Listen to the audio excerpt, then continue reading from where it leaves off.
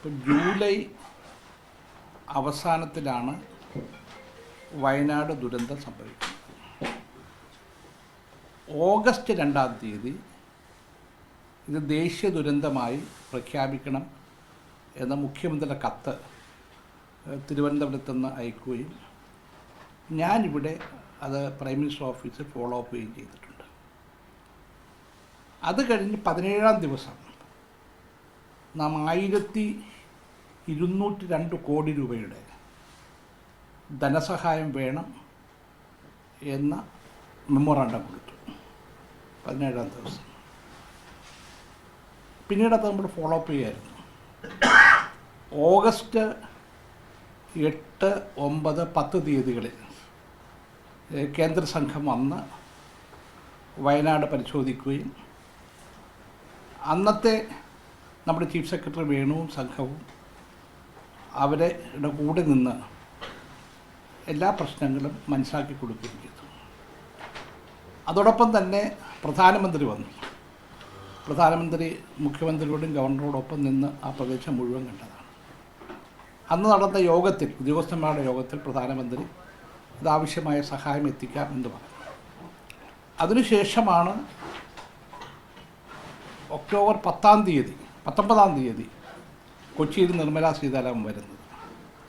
അന്ന് പത്രസുഹൃത്തുക്കൾ ചോദിച്ച ചോദ്യത്തിന് കേരളത്തെ കൈവിടില്ല എന്നാണ് പറഞ്ഞത്. ഇതിനുശേഷം ഈ പാർലമെൻറ്റ് തുടങ്ങിയ സന്ദർഭത്തിൽ നിർമ്മല സീതാരാമൻ്റെ ഒരു അപ്പോയിൻമെൻറ്റ് എന്നെ വിളിച്ചിരുന്നു.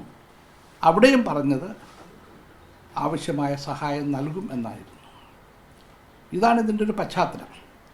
മറ്റൊന്ന്, വയനാട് ദുരന്തബാധിത പ്രദേശങ്ങളിലെ കർഷകർക്കും വിദ്യാർത്ഥികൾക്കും എടുത്തിട്ടുള്ള ബാങ്ക് ലോണുകൾ അത് എഴുതിത്തരണം എന്ന മുഖ്യമന്ത്രിയുടെ കത്ത് പ്രധാനമന്ത്രിക്ക് കൊടുത്തിരുന്നു. അത് പ്രധാനമന്ത്രി റിസർവ് ബാങ്കിന് അയച്ചു കൊടുത്തു. റിസർവ് ബാങ്ക് എനിക്കൊരു മറുപടി നൽകി.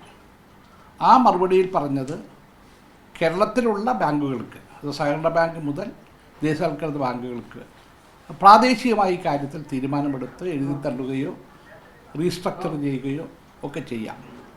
അതോടൊപ്പം മുഖ്യമന്ത്രി ചെയർമാനായ പ്രാദേശിക അഡ്വൈസറി കമ്മിറ്റിക്കും ഈ കാര്യത്തിൽ ഇടപെടാമെന്നായിരുന്നു. പിന്നീട് റിസർവ് ബാങ്ക് ഗവർണർ കൊച്ചിയിൽ വന്നപ്പോൾ അന്ന് ഉപതെരഞ്ഞെടുപ്പ് നടക്കുന്ന കാലഘട്ടമായതുകൊണ്ട് ഒരു അനൗദ്യോഗിക ചർച്ചകൾ ഞങ്ങൾ തമ്മിലുണ്ടായിരുന്നു. അന്നും എന്നോട് റിസർവ് ബാങ്ക് ഗവർണർ പറഞ്ഞത് തിരഞ്ഞെടുപ്പ് കഴിഞ്ഞാൽ ഒരു ഉചിതമായ തീരുമാനമെടുക്കും എന്നായിരുന്നു. ഞാൻ അദ്ദേഹത്തെ ധരിപ്പിച്ചത് ഇത് അഫക്റ്റഡ് ഏരിയകൾ, നമ്മുടെ വയനാട് ജില്ല മൊത്തമല്ല, അഫക്റ്റഡ് ഏരിയയിലെ കർഷകർക്കും വിദ്യാർത്ഥികൾക്കുമൊക്കെ തിരിച്ചടക്കാൻ കഴിയില്ല. അതുകൊണ്ട് റിസർവ് ബാങ്ക് തന്നെ ഇതൊരു പോളിസിയായി എടുത്ത് ഇൻസ്ട്രക്ഷൻ കൊടുത്തില്ലെങ്കിൽ പ്രാദേശികമായുള്ള ബാങ്കുകൾക്ക് തീരുമാനം എടുക്കാൻ ബുദ്ധിമുട്ടുണ്ട്. ഇത്രയും കാര്യങ്ങളാണ് നമ്മൾ കേന്ദ്ര ഗവൺമെൻറ് ശ്രദ്ധയിൽപ്പെടുത്തിയിട്ടുള്ളത്. ഇപ്പോൾ കഴിഞ്ഞ ദിവസം കേന്ദ്ര ആഭ്യന്തര വകുപ്പ് മന്ത്രി നൽകിയ മറുപടി വളരെ നിരാശാജനകമാണ്. അതൊരു കേന്ദ്ര സംസ്ഥാന ബന്ധങ്ങൾക്ക് ഗുണകരമായ ഒരു മറുപടിയല്ല തന്നിരിക്കുന്നത്. അതുകൊണ്ട് സ്വാഭാവികമായും കേന്ദ്ര ഗവൺമെൻറ് ഇത് തിരുത്തി കേരളത്തിന് നൽകേണ്ട എല്ലാ സഹായങ്ങളും കൃത്യമായി എത്തിക്കുമെന്നാണ് പ്രതീക്ഷിക്കുന്നത്. ഇന്നും ഹൈക്കോടതി കേസെടുക്കുന്ന സമയത്ത് സംസ്ഥാന സർക്കാരിനെതിരെയാണ് രൂക്ഷമായിട്ടുള്ള വിമർശനം. അതായത് കൃത്യമായിട്ടുള്ള കണക്കുകളില്ലാതെ കേന്ദ്രം എങ്ങനെ സഹായിക്കുമെന്നാണ് ചോദിക്കുന്നത്. ഈ അത് സംസ്ഥാന ഗവൺമെൻറ് മറുപടി പറയാനില്ലാതെ കോടതിയിലായതുകൊണ്ട് എനിക്കതിന് മറുപടി പറയാൻ പറ്റില്ല. വിശദമായിട്ടുള്ള റിപ്പോർട്ട് നൽകിയത് നവംബർ 13-ാം തീയതിയാണെന്നാണ് അമിത്ഷായും ആ കത്തിൽ പറയുന്നത്. അതാണ് ആ റിപ്പോർട്ട് എന്ന് പറയുന്നത് ദുരന്താനന്തര റിപ്പോർട്ടാണ്. അത് സ്വാഭാവിക സമയമെടുത്തു കൊടുക്കുന്ന റിപ്പോർട്ടാണ്. അതിന് മുമ്പ് റിപ്പോർട്ട് കൊടുത്തിട്ടുണ്ട്. അതാണ് 1200 കോടി എന്ന് പറഞ്ഞത്. മറ്റത് ദുരന്തത്തിനു ശേഷം നടന്ന വിശദമായ പഠനത്തിന് അതെപ്പോഴും അങ്ങനെ ചെയ്യുക. അതാണ് ഇപ്പോൾ പിന്നീട് കൊടുത്തത് എന്ന് പറയുന്നത്. അതിനു മുമ്പ് ഒരു കാര്യം മനസ്സിലാക്കണം, കേന്ദ്ര ആഭ്യന്തര സഹമന്ത്രി എനിക്കറിയാൻ അങ്ങനെ പരാതിയില്ല, പറഞ്ഞിട്ടില്ല. കോടതിയിൽ എന്ത് പറഞ്ഞു, കോടതി എന്ത് വിമർശിച്ചു എനിക്ക് മറുപടി പറയാൻ പറ്റത്തില്ല. പക്ഷേ ഇവിടെ ഉണ്ടായ തമിഴ്നാടിന് 60 മണിക്കൂറിനുള്ളിൽ 944.8 കോടി രൂപയാണ് കേന്ദ്രം അടിയന്തര സഹായമായി അനുവദിച്ചത് ഫർജാൻ ചുഴലിക്കാറ്റിന്. സ്വാഭാവിക ഇത്തരം ഒരു നടപടി തമിഴ്നാടിന് വേണ്ടി ചെയ്യുമെങ്കിൽ എന്തുകൊണ്ട് കേരളത്തിന് ഇത് ലഭിച്ചില്ല? അതുകൊണ്ട് അത് തന്നെയാണ് നമ്മുടെ ചോദ്യം. ഇതൊരു ഫെഡറൽ സിസ്റ്റമാണ്. എല്ലാ സംസ്ഥാനങ്ങൾക്കും തുല്യ നീതി കിട്ടണം. ഇത് കേന്ദ്രത്തിലുള്ള അധികാരം ഉപയോഗിച്ചുകൊണ്ട് രാഷ്ട്രീയമായ ഒരു നീക്കങ്ങൾ നടത്തുന്നത് കേന്ദ്രം ചെയ്യുന്നത് ശരിയല്ല. അല്ല, തമിഴ്നാട് പ്രതിപക്ഷമാണ് മോഡി ഏറ്റവും കൂടുതൽ എതിർക്കുന്നതാണ്. അതിൻ്റെ രാഷ്ട്രീയത്തിലേക്ക് ഞാൻ കിടക്കുന്നില്ല. അത് ഞാൻ പറയുന്നത് ശരി, അതിന് രാഷ്ട്രീയമുണ്ട്. അത് നിങ്ങൾക്കൊക്കെ അന്വേഷിച്ചാൽ ആ രാഷ്ട്രീയം മനസ്സിലാവും. അല്ല, തമിഴ്നാടിന് കൊടുത്തത് എങ്ങനെ കാണുന്നു? കൊടുക്കണം എന്ന് ഞാൻ പറയില്ല, കൊടുക്കണം, എല്ലാവർക്കും കൊടുക്കണം. തമിഴ്നാടിന് കൊടുക്കുന്നത് പോലെ കേരളത്തിന് നൽകണം.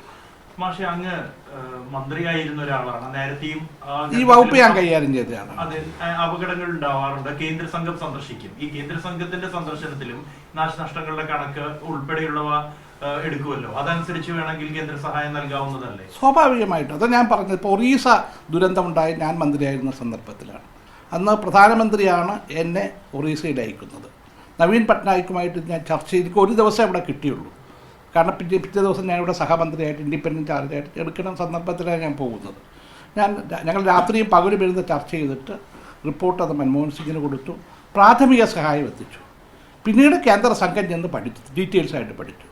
അതിനുശേഷമാണ് Orissa government detail after disaster എന്താണെന്നുള്ളത് അയച്ചത്. ഇതൊക്കെ വെച്ചുള്ള സഹായം കൊടുത്തിട്ടുണ്ട്. ഒരു കാലഘട്ടത്തിലും സംസ്ഥാനങ്ങൾക്ക് സഹായം നിശ്ചയിച്ചു. മാത്രമല്ല, കെ കരുണാകരൻ മുഖ്യമന്ത്രിയായിരുന്ന കാലത്ത് ബൂട്ടാ സിംഗ് കേരളത്തിൽ വന്നപ്പോൾ ഞാൻ കൂടെ ഉണ്ടായിരുന്നയാളാണ്. അന്ന് കുട്ടനാട്ടിൽ ഹെലികോപ്റ്ററിന് പോയി പറന്നു. അത് കഴിഞ്ഞ് ചെല്ലാനത്ത് പോയി 100 കോടി രൂപയാണ് എന്നെ അനുവദിച്ചത്. അപ്പോൾ ഇതിനെല്ലാം പ്രീസിഡൻസ് ഉള്ള കാര്യങ്ങളാണ്. അപ്പോൾ എനിക്ക് ഇതിനെ അഭ്യർത്ഥിക്കാനുള്ളത് കേരളത്തിലെ ജനങ്ങളോട് നീതി പുലർത്തണം. ഇതിനകത്ത് രാഷ്ട്രീയം കാണരുത്. പക്ഷേ അതിലൊരു കാര്യം കൂടി, നേരത്തെ കേന്ദ്രത്തിൽ UPA സർക്കാർ ഉള്ളപ്പോഴാണ് ഉത്തരാഖണ്ഡ് പ്രളയം ഉണ്ടായത്. അന്ന് BJP ആവശ്യപ്പെട്ടതായിരുന്നു ദേശീയ ദുരന്തമായി പ്രഖ്യാപിക്കണമെന്ന്. അന്ന് കോൺഗ്രസ് അങ്ങനെ ഒരു ടേം ഇല്ല, അങ്ങനെ ഒരു വ്യവസ്ഥയില്ല, അതുകൊണ്ട് പ്രത്യേകിച്ചില്ല എന്നുള്ളതായിരുന്നു പറഞ്ഞത്. എന്നിട്ട് പിന്നെ എന്തുകൊണ്ട് ഇത്തവണയും കേരളം ഇങ്ങനെ ഒരു ദേശീയ ദുരന്തമായി ദേശീയ ദുരന്തം ചോദിക്കാൻ കാരണം അതിന് തീവ്രം എങ്ങനെ പല സെക്ഷനുകളുണ്ട്. അത് സ്റ്റേറ്റ് അല്ല തീരുമാനിക്കട്ടെ, കേന്ദ്രമാണ് തീരുമാനിക്കുന്നത്. അതുകൊണ്ടാണ് ആ കത്ത് അങ്ങനെ കൊടുത്തത്. കേന്ദ്രം തീരുമാനിച്ചോട്ടെ. ലെവൽ 3 അത് നമ്മൾ ലെവൽ 3 ചോദിച്ചാലോ? അങ്ങനെ ചോദിക്കാൻ പറ്റുമോ? അതുകൊണ്ടാണ്. പിന്നെ വേറൊന്നുകൂടി മനസ്സിലാക്കണം, UPA ഗവൺമെൻറ്റിൻ്റെ കാലത്ത് അല്ല മൻമോഹൻ കാലത്ത് എന്തെങ്കിലും തെറ്റായ തീരുമാനങ്ങൾ എടുത്തിട്ടുണ്ടെങ്കിൽ തിരുത്താനാണ് ഈ ഗവൺമെൻറ് വന്നിരിക്കുന്നത്. അതുകൂടെ അവർ ചെയ്യണ്ടേ, നോക്കണ്ടേ? ഇനി എന്താണ് കേരളത്തിന് മുമ്പിലുള്ളത്? കേരളം ഇത് ഫോളോ അപ്പ് ചെയ്യും, ജനങ്ങളുടെ മുമ്പിൽ പറയും. ഇപ്പോൾ ഇന്നലെ നമ്മളിവിടെ നടത്തിയ മുഖ്യമന്ത്രി സാന്നിധ്യത്തിൽ കേരള ഇൻവെസ്റ്റ്മെൻറ്റ് നടത്തിയതിൽ ഡൽഹിയിലെ പ്രധാനപ്പെട്ട എല്ലാ ഉദ്യോഗസ്ഥന്മാരും വന്നിരുന്നു.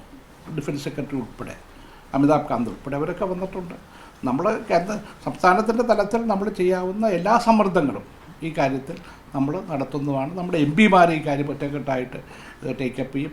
ഇന്ത്യൻ രാഷ്ട്രീയത്തിലെ ഞാൻ ഇന്നലെ ശരത് പവാറിനെ കാണുകയുണ്ടായി രാവിലെ. പോയി അദ്ദേഹത്തെ കണ്ട അതിനു വേണ്ടിയായിരുന്നു. അദ്ദേഹം സ്വാഭാവികമായിട്ട് ഈ കാര്യത്തിൽ ഇടപെടാം എന്ന് പറഞ്ഞിട്ടുണ്ട്. മുഖ്യമന്ത്രി ഇവിടെയുള്ള അദ്ദേഹം ഈ കാര്യത്തിലൊക്കെ സ്യൂട്ടബിളായ ഒരു തീരുമാനം എടുക്കാൻ കഴിയുന്ന മുഖ്യമന്ത്രിയാണ് നമുക്കുള്ളത്.